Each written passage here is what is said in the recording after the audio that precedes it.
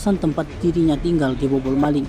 Randi Pramudian, 20 tahun, warga Banyuasin, kehilangan sepeda motor, peralatan motor, dan jam tangan dan tabung gas. Korban pun telah membuat laporan ke Polsek Seberang Ulu 2 Palembang beberapa waktu lalu. Saat ini laporan korban tengah dalam penyelidikan terkait kasus tersebut. Menurut keterangan Randy, kejadian pencurian itu dialaminya baru diketahui pada Rabu 13 bulan 3 tahun 2024 sekitar pukul 7.30 waktu Indonesia bagian Barat di Jalan A Mangku, Lorong Asli, Kecamatan SU2 Palembang. Saat dibobol kosan, dia sedang berada di rumah saudaranya. Atas kosan yang dibobol pencuri itu, korban mengalami kerugian dengan total sebesar 13 juta rupiah. Mas, ini awalnya gimana Mas bisa kehilangan tuh Mas awalnya? Ini enggak. Lihat sini Mas, lihat sini. Terus gimana? Awalnya? Rumah ini kosong kemarin. Nah, kosong ini tinggal di rumah saudara kan. Terus?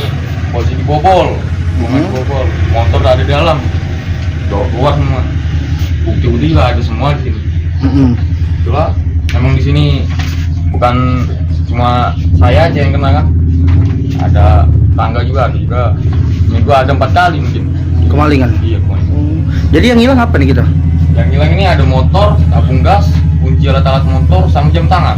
Yang hilangnya? Ini berapa total dari kerugian itu? Mungkin kalau total kerugian sampai 13 juta lebih mungkin ya. Betul. Ini, masih baru. Ini kita buat laporan di mana tadi? Kita buat laporan di Polsekta SU2 ini. Sudah ya?